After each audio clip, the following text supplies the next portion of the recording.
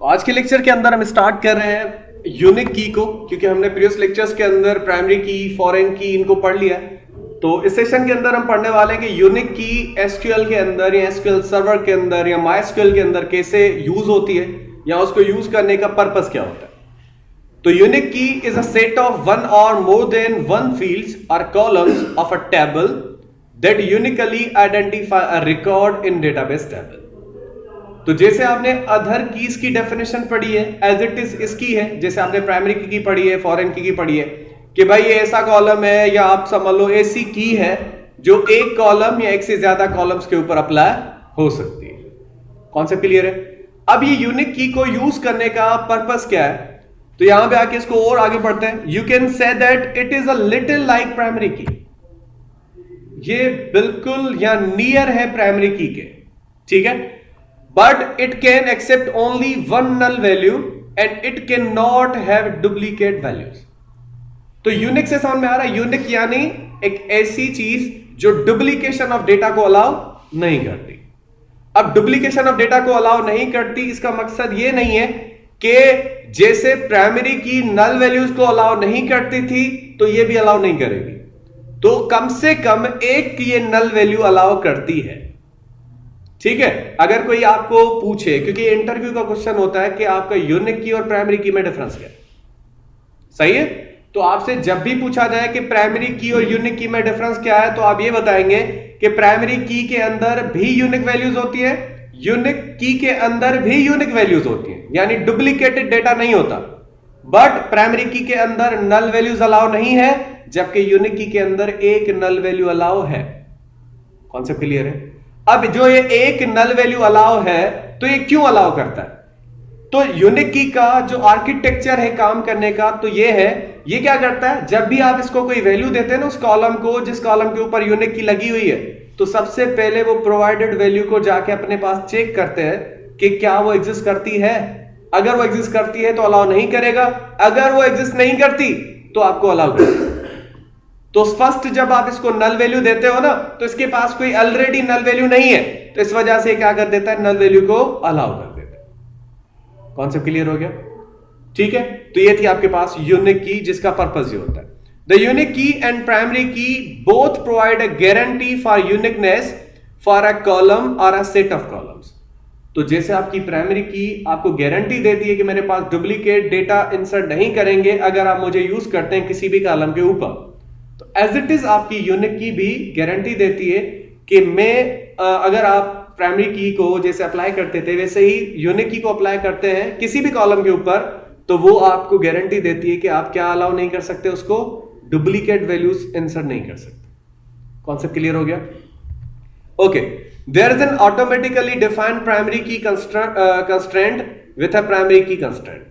तो ऑटोमेटिकली क्या होता है, यहां पे एक कंस्ट्रेंट आपको प्रोवाइड किया जाता है। Okay. there may be many unique key constraints for one table but only one primary key constraint for one table। अच्छा, दूसरा डिफरेंस ये होता है कि किसी भी टेबल के अंदर एक ही प्राइमरी की होती है, एक ही प्राइमरी की होती है, जबकि आपके पास किसी भी टेबल के अंदर एक से ज्यादा यूनिक कीज अप्लाई हो सकती है। कॉन्सेप्ट क्लियर हुआ? तो एक डिफरेंस ये है कि प्राइमरी की के अंदर नल वैल्यू अलाउ नहीं है, यूनिक की के अंदर नल वैल्यू, एक null value allow. Concept clear? इनका काम सिमिलर है सिवाय इन चीजों के। दूसरी चीज, एक टेबल के अंदर एक ही प्राइमरी की हो सकती है, चाहे वो एक कॉलम पे अप्लाई करे या वो सेट ऑफ कॉलम्स के ऊपर अप्लाई करे। दूसरी चीज, आपके यूनिक की को आप एक ही टेबल के ऊपर एक से ज्यादा यूज कर सकते हैं, यानी एक ही टेबल पे 2, 3, 4 जितनी आप यूनिक कीज अप्लाई करना चाहें आप कर सकते हैं। कॉन्सेप्ट क्लियर है? लेकिन प्राइमरी की एक ही होगी। ठीक है भाई? ओके। तो यहां पे क्या है, एसक्यूएल यूनिक की कंस्ट्रेंट ऑन क्रिएट टेबल। अब सबसे पहले आप कंस्ट्रेंट नेम कैसे देते हो या उसको यूज कैसे करते हो? कंस्ट्रेंट नेम क्या होता है, आपके किसी भी की का कोई नाम होता है, चाहे वो की एक ही कॉलम पे अप्लाई हो रही है, चाहे वो की एक से ज्यादा कॉलम्स के ऊपर अप्लाई हो रही है। If you want to create unique key constraint on the student ID column when the students table is created, use the following syntax। तो यहां पे बता रहा है इज अ डमी एक स्टूडेंट की टेबल है। उस स्टूडेंट की टेबल को अगर आप क्या अप्लाई करना चाहते हो, यूनिक की अप्लाई करना चाहते हो, जिस कॉलम का नाम है स्टूडेंट आईडी, तो आप कैसे अप्लाई करते हो, उसका सिंटैक्स क्या है। तो एसक्यूएल सर्वर के अंदर आप काम कर रहे हैं, ओरेकल के अंदर कर रहे हैं, या माइक्रोसॉफ्ट एक्सेस के अंदर कर रहे हैं, तो आप कैसे डिफाइन करते हैं यूनिक की को, देख लें यहां पे।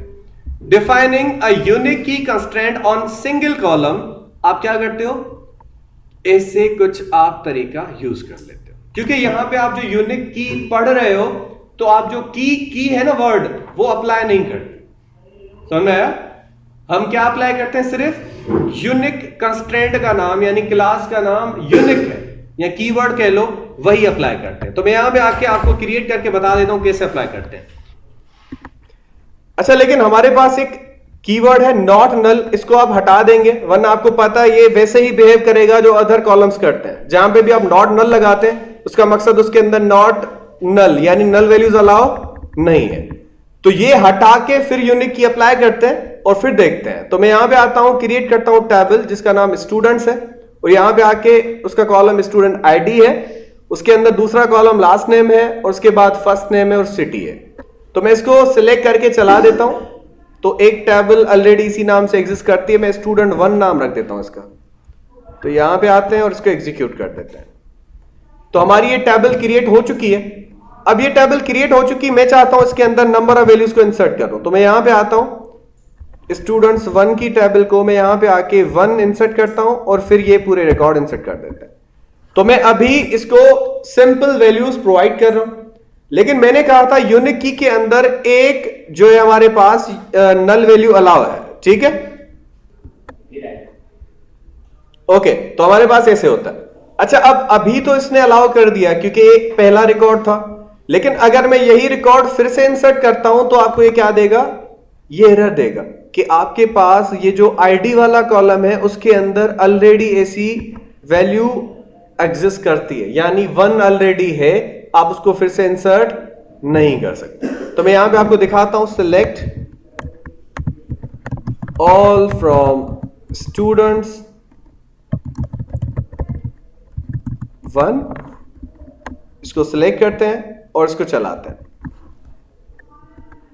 आप यहां पे देखें ऑलरेडी इसके पास स्टूडेंट आईडी के कॉलम के अंदर 1 है, और आपको मैंने बताया था कि ये एज अ प्राइमरी की ही काम करती है, सिवाय 2 डिफरेंसेस हैं इसके। कौन से, कि एक टेबल पे एक ही प्राइमरी की अप्लाई होती है, जबकि एक टेबल के ऊपर एक से ज्यादा यूनिक कीज अप्लाई हो सकती हैं, यानी डिफरेंट कॉलम्स पे आप इंडिविजुअली यूनिक की को अप्लाई कर सकते हैं। सही है, जो आपके प्राइमरी की के थ्रू नहीं होता। अच्छा, दूसरी चीज, इसके अंदर एक नल वैल्यू अलाउ है। तो यहां पे आप अगर आएंगे तो यहां पे देखें एक नल वैल्यू अलाउ है। तो मैं यहां पे आके स्टूडेंट्स 1 के अंदर नल वैल्यू इंसर्ट कर रहा हूं, और आप देखिएगा ये इंसर्ट कर देगा, ये देखिए 1 रो इफेक्टेड। लेकिन आप यहां पे आके इसको सिलेक्ट करके देख लें तो एक बार इस स्टूडेंट आईडी के कॉलम के अंदर नल वैल्यू इंसर्ट हो चुकी है, लेकिन अगर मैं दूसरी बार यही नल वैल्यू फिर से इंसर्ट करवाता हूं तो ये आपको अलाउ नहीं करेगा, क्योंकि हमने कहा था एक नल वैल्यू अलाउ करता है उस कॉलम के अंदर जिस कॉलम के ऊपर हमारी क्या लगी हुई है, यूनिक की लगी हुई है। कॉन्सेप्ट क्लियर है? तो यूनिक की कंस्ट्रेंट आपका एक बार नल वैल्यू को अलाउ करता है, लेकिन ये काम ही इसी आर्किटेक्चर के अंदर करता है कि अगर मेरे पास ऑलरेडी कोई वैल्यू होगी तो मैं उसको अलाउ नहीं करूंगा। सिंपल, ठीक है। उसके बाद मैं यहां पे आता हूं और बाकी चीजें इसकी परफॉर्म करता है। ठीक है भाई, तो ये था। अच्छा, MySQL के अंदर आप इस तरह से बनाते हो अपनी टेबल और ये सारी चीजें। ओके, अच्छा यहां पे हमारे पास क्या है, डिफाइनिंग अ यूनिक की कंस्ट्रेंट ऑन मल्टीपल कॉलम्स। तो जैसे हमने प्राइमरी की कॉलम को एक से ज्यादा कॉलम्स के ऊपर अप्लाई किया था, वैसे ही हम यूनिक की के कंस्ट्रेंट को या यूनिक की को अप्लाई करते हैं डिफरेंट यानी मल्टीपल कॉलम्स के ऊपर। तो कैसे अप्लाई करते हैं यहां पे देख लें। चाहे वो आपका RDBMS MySQL हो, SQL सर्वर हो, Oracle हो, या हमारे पास MS Access हो, आप सबके लिए एक ही क्यूरी लिखते हैं जो आपको नजर आ रही है नीचे। तो हम कह रहे हैं क्रिएट टेबल, टेबल का नाम हो गया, फिर यहां पे वही स्टूडेंट आईडी है, लास्ट नेम है, फर्स्ट नेम है, सिटी है। ये 4 कॉलम अभी आपने बनाए हैं, लेकिन इनके ऊपर जो आप की अप्लाई करने वाले हो अभी आप यहां पे लिख रहे हो। तो कंस्ट्रेंट का नाम आप जो चाहे रख सकते हैं, ए बी, जो आपको बेहतर लगे वो नाम रख सकते हैं। फिर आपने क्या लिखा, यूनिक, फिर आप 2 कॉलम दे रहे हो या 2 से ज्यादा भी दे सकते हो। तो ये यूनिकनेस पहले एक ही कॉलम की चेक होती थी, अब ये यूनिकनेस कितनों की चेक करेगा, 2 कॉलम की चेक करेगा। कॉन्सेप्ट क्लियर है? ठीक है, तो मैं इसको यहां से कॉपी करता हूं और फिर से इसको बना देते हैं। यहां पे आते हैं भाई और इसको क्रिएट करते हैं। अच्छा, स्टूडेंट्स की टेबल ऑलरेडी एग्जिस्ट करती है, तो मैं 2 जो है टेबल का नाम देके फिर इसको एग्जीक्यूट करवाता हूं। ठीक है, एग्जीक्यूट करते हैं। Commands completed successfully. तो हमारे पास स्टूडेंट्स 2 के नाम से एक टेबल बन चुकी है, जिसके अंदर हमने टोटल 4 कॉलम बनाए हैं और 2 कॉलम्स के ऊपर हमने क्या लगा दी है, की लगा दी है। यानी आप समझ लो 2 लॉक हैं, दोनों लॉक की एक ही की है, 2 लॉक की एक ही की है। कॉन्सेप्ट क्लियर है? तो दोनों लॉक्स पे एक ही की लग सकती है। इसका मकसद यह हुआ कि जब आप वैल्यूज इंसर्ट करते हैं, इंसर्ट इनटू स्टूडेंट 2 वैल्यूज, मैं पहली वैल्यू 1 देता हूं, दूसरी वैल्यू आपका यहां पे क्या है, लास्ट नेम है, मैं अली देता हूं।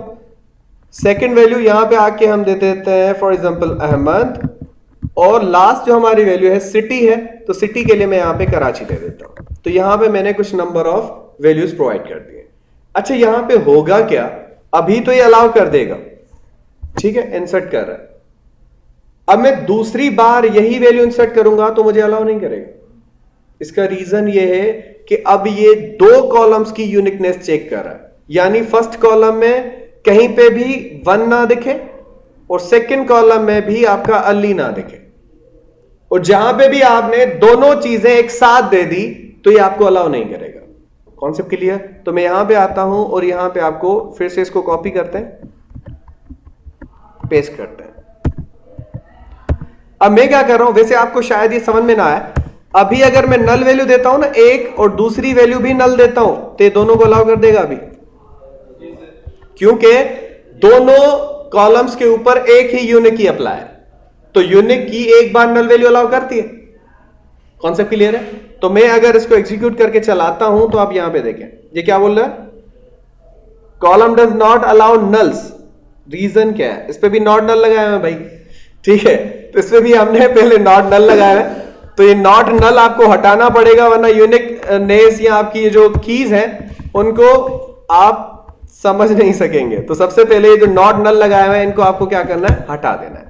तो किसकी इसकी जरूरत तो है वैसे अदर जगहों पे, देखें जहां पे आपको इसी यूनिक की को एज अ क्या यूज करना है, प्राइमरी की यूज करना है।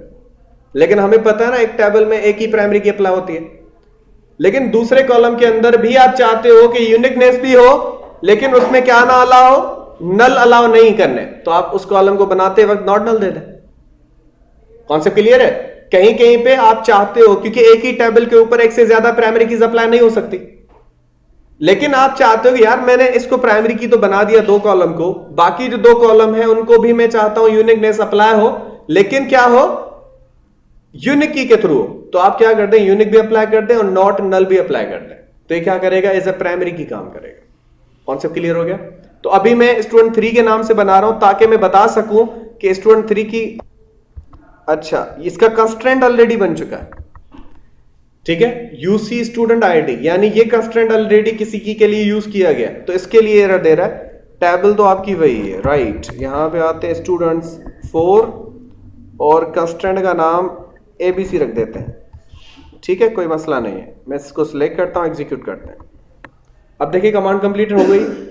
अच्छा, अब ये आपकी कमांड तो कंप्लीट हो गई, लेकिन अगर आप इसी को स्टूडेंट 3 को एक बार नल वैल्यूज देते हैं तो ये अलाउ कर देगा। स्टूडेंट 4 है, स्टूडेंट्स 4, और मैं इसको क्या देने वाला हूं, इसको यहां पे आके कुछ नल वैल्यूज अलाउ कर रहा हूं। अब 2 कॉलम के ऊपर हमारी क्या इंसर्ट हो रही है, यूनिक की अप्लाई हो रही है, और दोनों के अंदर मैं क्या इंसर्ट कर रहा हूं, नल वैल्यूज इंसर्ट कर रहा हूं। तो देखें एक रो इफेक्ट हो चुका है।